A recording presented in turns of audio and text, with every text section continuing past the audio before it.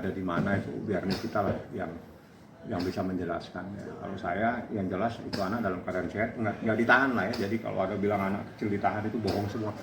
Dia nggak ngerti hukum itu yang bicara. Rumah Niki, cuma rumah Niki yang mana saya nggak tahu. Ya Niki kan ada rumah, entah rumahnya kakaknya Niki atau adiknya saya nggak paham. Yang jelas ada di bawah penguasaan Nikita Mirzani. Teknis ya, apakah di mana itu teknisnya. Karena yang punya hak Niki, jadi Niki punya hak untuk anak ini ada di mana. Itu aja. Berjalan lah ya, berjalan, diikutin aja prosesnya karena saksi-saksi biar menyampaikan. Karena saksi ini ada beberapa saksi yang tahu persis dan bersama-sama dengan korban. Nah itulah saksinya yang menjelaskan bagaimana kejadiannya, bagaimana kalimat. Saya tidak boleh sampaikan, jadi cuma saya katakan bahwa dalam proses ini diikutin saja prosesnya. Dan saat ini masih dalam proses pemeriksaan saksi dan barang-barang bukti, yakni bukti-bukti apa saja yang terkait, yakni terkait dengan adanya sesuatu yang menyuruh seseorang dan sebagainya, itu saksi. Ada saksinya, dan saksi itu yang tahu persis kejadian di bulan Juni tahun 2024. Dan itu aja yang saya bisa sampaikan. Siapa saksinya saya nggak boleh sampaikan. Apa yang dijelaskan saya nggak boleh sampaikan. Karena itu terkait dengan Undang-Undang Perlindungan Anak. Karena dalam perkara ini korbannya seorang anak.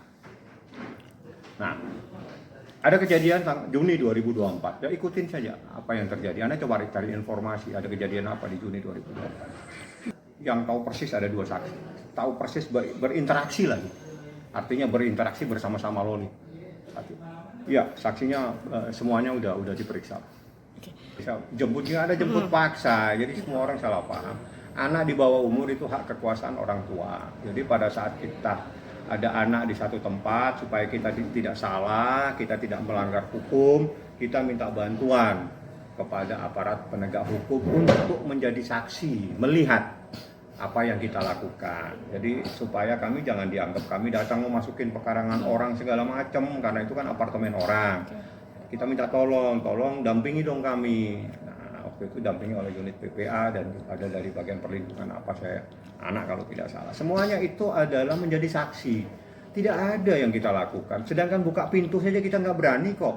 Pintu itu dibuka setelah digedor, ketok sama security, dibuka sendiri sama korban. Seperti itu. Buka pintu aja kita nggak berani. Dorong pintu aja kita nggak berani. Nggak ada upaya-upaya. Kita datang ingin membawa anaknya kita kembali. Itu aja.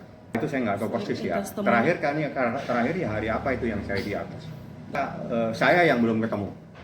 Kalau dengan Niki saya ketemu, tapi dengan Loli saya belum ketemu lagi. Karena saya tadi sama Niki itu kemarin kalau nggak salah saya ketemu dia. Yang jelas gini supaya dipahami bahwa Loli ini anaknya Niki, anak di bawah umur dan sampai saat ini masih ada dalam kartu keluarga. Jadi nggak ada itu cerita dicoret-coret segala macam. Jadi kalau nggak secara hukum udahlah jangan menyampaikan sesuatu yang nanti jatuhnya melanggar hukum. Jadi kartu keluarganya ada di tangan saya dan di situ jelas anaknya Laura itu adalah anaknya Niki.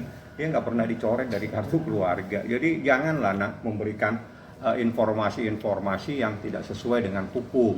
Karena namanya mencoret itu kan harus memerlukan proses dari pengadilan mungkin atau mungkin dari dinas kependudukan seperti itu. Jadi itu nggak ada semua. Jadi selama ini wah itu dicoret nggak benar semua itu.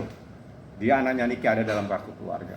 Ya doain saja, karena gini, saya kan ada batasannya, jadi nggak mungkin saya terus ada di tempat, ya paling telepon-teleponan. Nah di saat telepon-telepon paling gimana, sehat dia, ya udah gitu aja.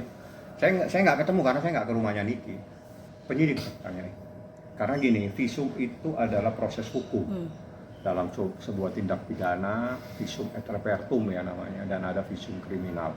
Itu nanti hasilnya itu langsung diserahkan ke polisi. Nah, seperti apa hasilnya nanti polisi yang bisa menjelaskan. Nah kalau mereka mau menjelaskan karena ini terkait dengan perlindungan anak biasanya nggak mungkin dijelaskan.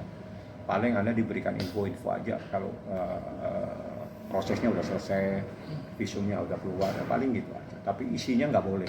Korban nanti seperti apa itu nanti proses penggalian dalam proses pemeriksaan. Nanti keterkaitannya seperti apa ya. Jadi biar aja nanti diikutin aja proses itu mengalir. Kalau menurut Undang-Undang Perlindungan Anak, ya itu ancamannya bisa 15 tahun maksimal. Ya, kita ikutin aja lah. Kalau saya ikutin aja proses ini, nggak ada baik-baik sehat-sehat aja. Pemanggilan untuk Fadil sendiri, Bang? Segera harusnya, nanti Anda tanya penyidik ya. Karena kan yang memanggil nanti adalah Kapolres polisian ya. Jadi hari ini mungkin Pak Kasat Serse. Ya biar aja dia yang menyampaikan panggilan. Yang jelas nanti panggilan itu ya pasti teman-teman wartawan tahu lah. Pasti akan minimal tahu. Dan jadi Niki itu nggak punya hak untuk menahan seseorang. Yang mengatur seseorang ditahan tidak ditahan itu adalah undang-undang. Yang melaksanakan undang-undang itu aparat penegak hukum, kepolisian, kejaksaan, dan dari pengadilan. Seperti itu. Niki hanyalah korban, seorang ibu yang menjadi pelapor karena ada anaknya yang menjadi korban. Seperti itu.